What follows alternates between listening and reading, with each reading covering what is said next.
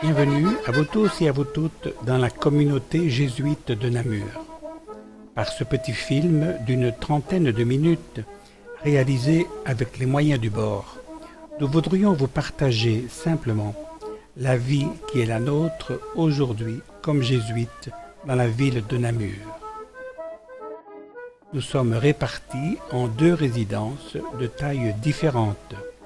La plus grande est située au numéro 4 de la rue Graffet, sur la place du Palais de Justice. Nous occupons les 3 étages supérieurs de l'immeuble. La deuxième, au numéro 38 de la rue de Bruxelles, occupe une maison particulière à 2 pas de l'entrée principale de l'université de Namur. Au total, nous sommes 21. Mais avant d'arriver à la vie qui est la nôtre, faisons, si vous le voulez bien, un bref détour par l'histoire. D'où viennent les jésuites et depuis quand sont-ils à Namur? L'ordre des jésuites, qui compte aujourd'hui quelques 17 000 membres dans tous les continents, a été fondé par Ignace de Loyola et ses compagnons en 1539 pour être au service de l'Évangile au sein de l'Église et dans la société. Très vite, les jésuites se sont répandus dans toute l'Europe et même jusqu'aux Indes et aux portes de la Chine avec saint François Xavier.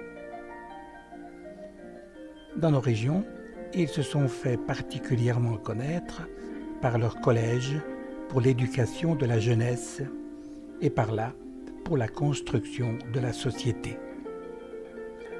Le premier collège date de 1548 à Messine, en Sicile.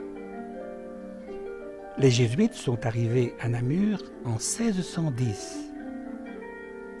Ils construisirent, avec l'appui des subsides de la ville, un collège, une maison d'habitation pour leur communauté et une église, l'église Saint-Ignace, qui est l'actuelle église Saint-Loup, bien connue et réputée encore aujourd'hui comme un joyau de l'art baroque de style jésuite. Par l'architecture et la décoration de leurs édifices, les jésuites souhaitaient transmettre le message chrétien d'une manière aussi visuelle et agréable que possible. L'église fut consacrée en 1645. Un siècle plus tard, en 1773, la Compagnie de Jésus est dissoute. Les jésuites quittent le collège. Celui-ci est repris un moment par les chanoines augustins, puis par les autorités locales. Il deviendra Athénée en 1817. C'est aujourd'hui l'Athénée royal François Bovesse. Après la restauration de la Compagnie de Jésus en 1814, les jésuites se réimplantent à Namur en fondant, en 1831, un nouveau collège rue de Bruxelles, le collège Notre-Dame de la Paix. Dès la première année de sa fondation, il y avait au collège, en plus des classes secondaires, un cours supérieur de philosophie et lettres qui fut à l'origine des facultés universitaires de Namur. En 1926, l'internat du collège émigre à Godine. Un nouveau collège y est fondé, le collège Saint-Paul. Le collège Notre-Dame de la Paix de Namur, avec ses 2 sections primaires et secondaires, a émigré sur les hauteurs d'Herpan en 1971, en laissant ainsi l'espace libre pour le développement, dans la corbeille namuroise, des facultés universitaires Notre-Dame de la Paix. Ce développement fut rapide, ainsi qu'en témoigne le nombre des facultés. la communauté des jésuites de Namur n'a cessé d'y contribuer. Les facultés devinrent universités en 2013. L'université compte aujourd'hui quelques 6500 étudiants et 1000 membres du personnel. Elle est toujours en expansion. Un nouvel auditoire de 800 places est en construction le long de la Sambre et un nouveau bâtiment des sciences s'érige actuellement rue de Bruxelles. L'université de Namur, dans son autonomie, garde aujourd'hui des liens étroits avec la Compagnie de Jésus, avec sa tradition pédagogique et spirituelle, avec ses options pour un monde plus juste, même si aujourd'hui, peu de jésuites y ont encore une fonction effective. Mais ceci nous ramène au présent. Qui sont donc les 21 jésuites d'âge divers, actuellement membres des deux communautés de Namur?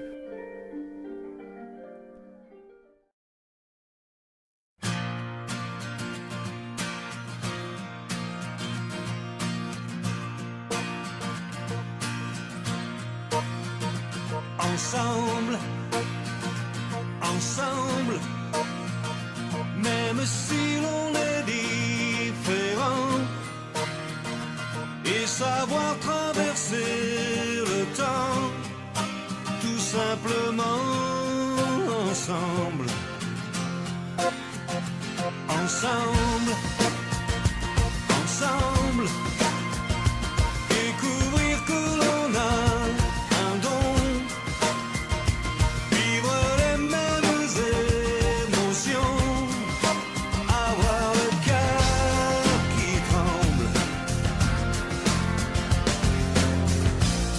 Étrange map monde où le plus beau côtoie l'immonde pour se défendre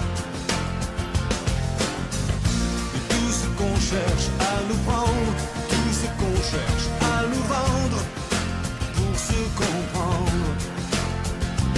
Ensemble, ensemble, même si l'on est différent, et savoir traverser le temps, tout simplement ensemble.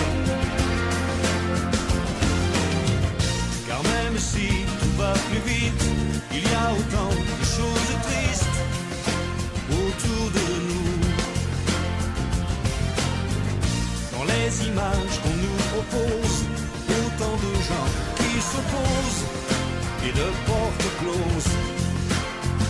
Mais ensemble, ensemble, découvrir que l'on a un don,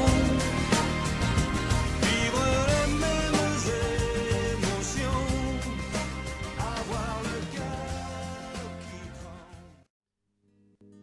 Avant de considérer nos activités et travaux, entrons dans ce qui fait notre vie quotidienne communautaire. Suivez-nous pour une visite rapide des espaces communautaires où nous sommes. Commençons par la résidence du 38 de la rue de Bruxelles. La maison est de style familial. Un salon, une salle à manger, une cuisine et une petite dizaine de chambres. La maison est assez grande pour accueillir à table jusqu'à une vingtaine de personnes. Les membres de la communauté qui résident dans cette maison assurent eux-mêmes pratiquement toutes les tâches requises par la vie quotidienne. Achat, entretien, préparation des repas, etc. Nous disposons d'un espace aménagé en chapelle pour l'Eucharistie communautaire. 2 autres pièces sont disponibles pour des réunions. À l'arrière, un petit jardin fleuri.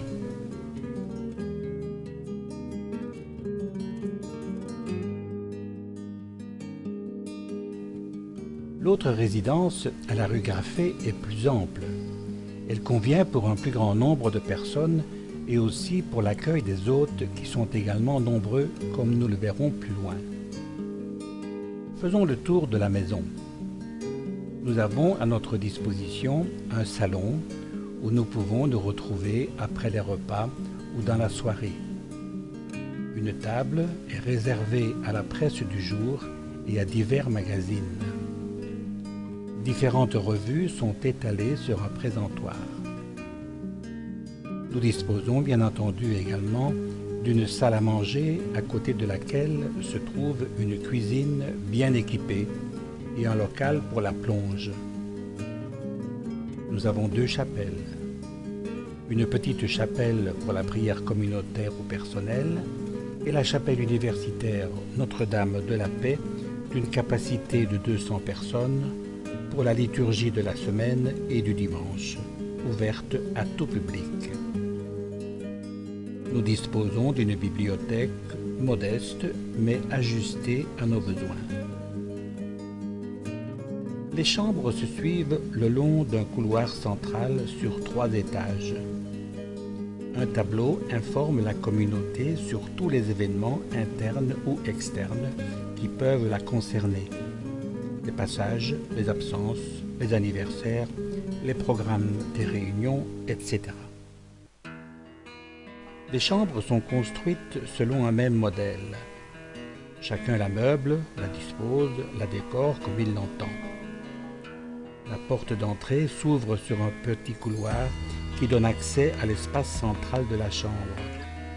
Celui-ci comporte en général un bureau de travail, un fauteuil ou un petit salon et bien entendu quelques rayons de bibliothèque. Chaque chambre dispose aussi d'un espace isolé avec un lit, un évier, une douche et des armoires de rangement. Nous veillons à ce que les espaces communautaires soient bien éclairés et agréablement décorés. Être entouré de lumière et de belles choses, c'est bon pour le moral et pour le plaisir de vivre.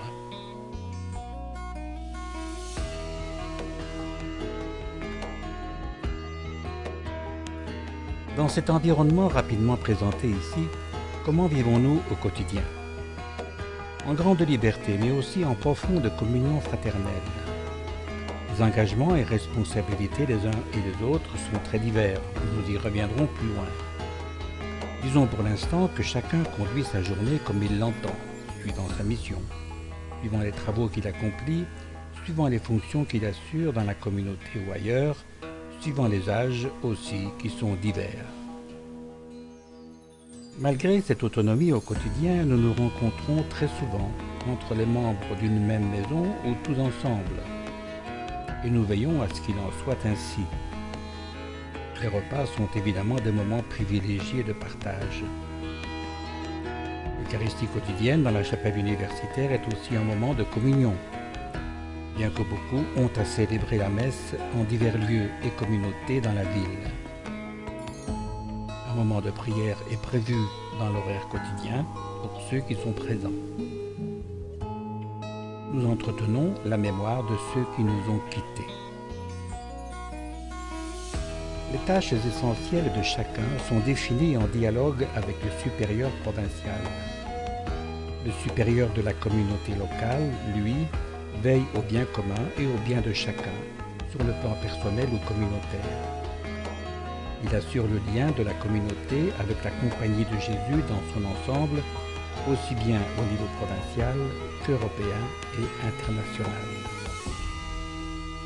Un membre de la communauté, qu'on appelle le ministre, s'occupe de l'intendance, porte attention aux talents de chacun, veille à la qualité de la vie commune et aux conditions du bonheur de vivre ensemble. Un autre membre, l'économe, tient les comptes de la communauté puisque tous les avoirs sont mis en commun. À la maison de la rue Graffet, nous pouvons compter sur l'aide d'un personnel employé à temps plein ou à temps partiel pour la cuisine, la lingerie, l'entretien, la comptabilité et la sacristie. Nous nous réunissons régulièrement en groupes distincts par maison ou tous ensemble. Ce peut être autour d'un thème de réflexion, pour un moment de ressourcement spirituel, pour un temps de discernement commun, lorsqu'une question se pose à la délibération de tous, ou encore tout simplement pour la détente, pour une activité de loisir ou pour un repas plus festif selon les circonstances. On peut le reconnaître modestement. La fraternité entre nous, le bonheur et la joie dominent. Dans cet esprit, nous veillons particulièrement à honorer les fêtes et les anniversaires des uns et des autres. C'est essentiel à l'entretien de l'alliance entre nous. Oh, comme tu es gentil. Ouais, exceptionnel. Non, je sais que c'est pas exceptionnel. Tu as vraiment un beau pommier là, extraordinaire quoi. Et a dit, Encore beaucoup d'années. à tes nombreuses années qui sont Parce que je m'en vais. Vous m'expédiez, vous m'expédiez. On avait fait trop longtemps. Et tu peux souffler maintenant. Tu peux souffler. Vas-y. Merci. C'est bien. Venons-en à nos activités et à nos engagements. Que faisons-nous? Quels services assurons-nous? Nous œuvrons essentiellement dans 4 secteurs, sans ordre de priorité: l'animation liturgique, l'enseignement et la formation, les éditions et la publication, l'animation spirituelle. Commençons par l'animation liturgique. Les célébrations quotidiennes et du dimanche de la chapelle universitaire Notre-Dame de la Paix sont prises en charge par l'ensemble de notre communauté. Un d'entre nous est responsable de la chapelle. Une équipe liturgique d'une quinzaine de personnes et une chorale dynamique veillent particulièrement à l'animation de l'Eucharistie de 10h30 du dimanche et des jours de fête.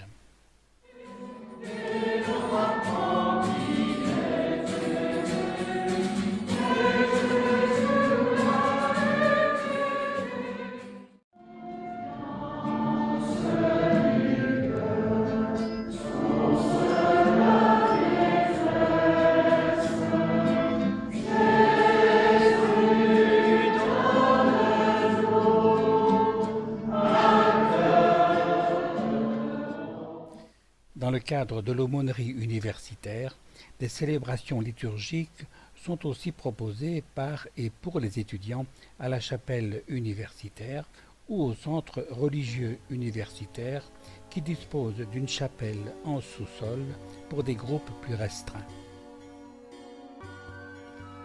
Notons que beaucoup d'entre nous président l'Eucharistie et assurent la prédication dans diverses communautés religieuses ou églises de Namur ou d'ailleurs. À la chapelle Saint-Materne, à la paroisse Saint-Paul, au foyer Saint-François, à la résidence d'Arscamp, ainsi que dans diverses paroisses des environs de Namur ou même de Bruxelles. Un membre de notre communauté est curé à Profondeville. Un deuxième secteur où nous sommes engagés est l'enseignement et la formation.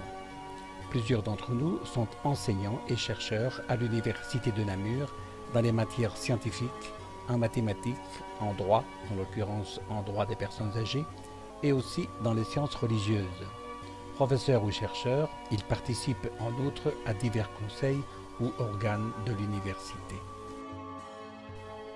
Nous sommes engagés aussi parmi les organisateurs ou comme intervenants dans des activités de formation chrétienne sous diverses modalités: cours, sessions, colloques, journées, cycles de conférences, etc., dans la région namuroise et ailleurs, y compris en dehors de la Belgique. L'un d'entre nous est l'actuel président de l'Université du Troisième Âge de Namur, l'UTAN, qui organise des cours, des conférences, des voyages culturels à destination d'un public aîné. Des membres de notre communauté sont professeurs au centre Lumen Vitae à Bruxelles, au centre Sèvres des Jésuites à Paris, à l'Institut Gramme à Liège ou encore au séminaire interdiocésain de Namur. Un troisième secteur qui retient nombre d'entre nous concerne les éditions et la publication. Les éditions jésuites qui regroupent maintenant les éditions Fidélité, Lumen Vitae et Lessius ont désormais leur siège, leur administration et direction à la rue Blondeau à Namur. Avec toute une équipe de laïcs, hommes et femmes, en collaboration aussi avec des jésuites de France nous sommes très présents dans la direction de ce nouvel ensemble éditorial. Nous participons à la recherche, à l'évaluation et à la préparation des ouvrages à publier. Les éditions jésuites sont en charge aussi de la publication de 2 revues. La revue Rive-Dieu et la revue internationale Lumen Vitae de catéchèse et de pastorale. Un bon nombre d'entre nous sont auteurs d'ouvrages encore récents.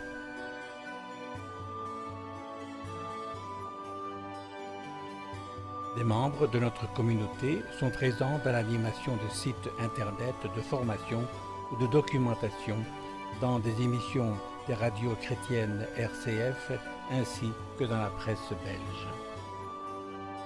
Enfin, un 4e secteur qui nous retient concerne l'animation spirituelle, en particulier du campus universitaire.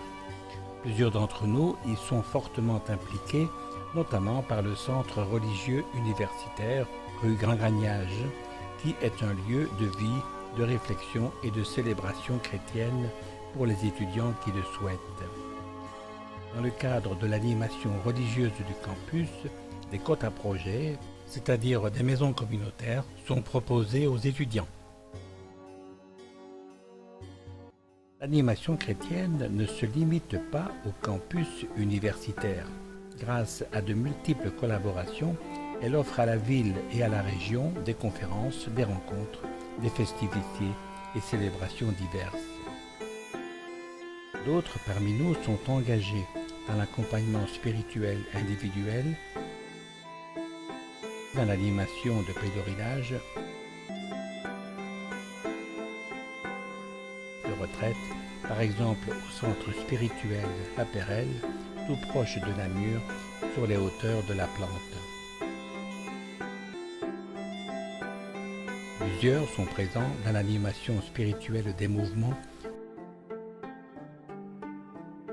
mouvement scout, équipe de foyer, communauté de vie chrétienne, ADIC, association des dirigeants et ingénieurs catholiques, etc. Dans les 4 secteurs d'activité que nous avons distingués ici, nous sommes, comme membres de la Compagnie de Jésus, soucieux de promouvoir autant que nous le pouvons l'annonce de l'Évangile et conjointement l'engagement effectif pour un monde plus juste, plus solidaire envers les pauvres, tant au niveau international qu'au niveau local. Le service de la foi et la promotion d'un monde plus humain sont inséparables. Venons-en au dernier chapitre de ce petit film. Une caractéristique de la communauté jésuite de Namur est sa vertu hospitalière. Les hôtes, chaque année, se comptent par dizaines. Ce sont le plus souvent des jésuites d'autres communautés de Belgique, mais aussi d'Europe et de tous les continents. Des jésuites belges travaillant en Inde ou en Afrique, particulièrement en République démocratique du Congo, résident régulièrement parmi nous durant leur séjour en Belgique. De même, quelques-uns qui sont au Liban, en Hongrie, à Saint-Domingue, à Luxembourg, à Rome ou à Paris reviennent régulièrement parmi nous. Les motivations de nos hôtes sont diverses, peut-être pour des raisons académiques, pour des colloques, pour des projets d'édition, pour consulter la bibliothèque universitaire et ses archives. Ce peut être pour des raisons familiales, des raisons de courtoisie, ou tout simplement pour prendre un peu de repos et se refaire une santé. Cette année, nous avons accueilli par 2 fois les communautés jésuites de France. Tous nos hôtes ne sont pas que des jésuites. Nous hébergeons souvent des personnes non jésuites qui viennent chez nous dans le cadre universitaire pour rencontrer tel ou tel spécialiste, pour terminer un article ou une thèse, pour affiner leurs recherches, comme ce fut le cas tout récemment pour un professeur de mathématiques à l'université de Lubumbashi et d'une dame indienne venue à l'université de Namur avec quelques étudiants dans le cadre d'un projet de développement. Et aussi une dame, professeure de mathématiques au Maroc, qui a séjourné dans la communauté durant le temps de ses contacts avec l'université. Nous accueillons aussi souvent des amis et connaissances des familiers de la chapelle universitaire, des membres d'autres communautés religieuses avec qui nous sommes régulièrement en contact,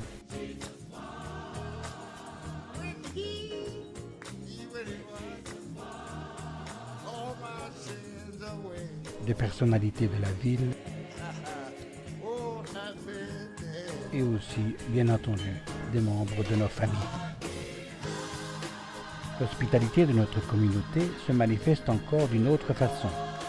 Elle héberge une large documentation relative au cardinal de Lubac. Cette documentation est souvent consultée par des doctorants ou des chercheurs. Un bureau d'études auquel nous apportons notre appui publie la biographie en 4 volumes du cardinal de Lubac ainsi qu'un bulletin annuel. Notre communauté abrite aussi dans ses locaux de la rue Graffet une organisation non gouvernementale, Impact Hope, qui soutient des œuvres jésuites de développement en Amérique latine. Dès l'année prochaine, en septembre 2016, l'immeuble de la rue Graffet accueillera l'Institut international de Lumen Vitae, qui est une œuvre jésuite et qui offre à des étudiants de tous les continents une formation spécialisée en matière catéchétique et pastorale.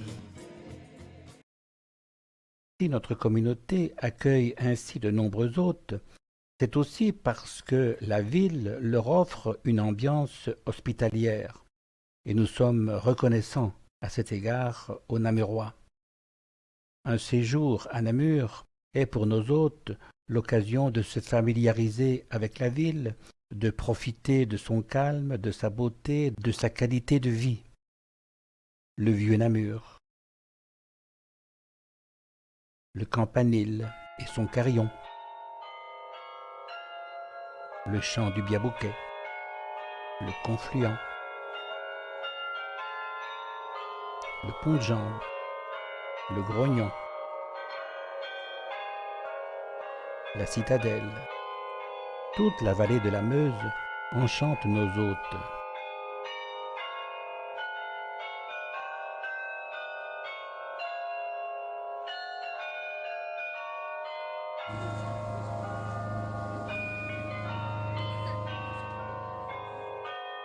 Les musées de Namur, le musée des arts anciens, qui abrite le trésor d'Hugo Douagny, le musée diocésain, le musée Félicien Rops, le musée des arts décoratifs sont renommés. Les festivités et le folklore de la ville sont aussi très riches. Mais ce que nos hôtes apprécient par-dessus tout, c'est la gentillesse, la bonhomie, la bonne humeur, l'humour et la simplicité des Namurois.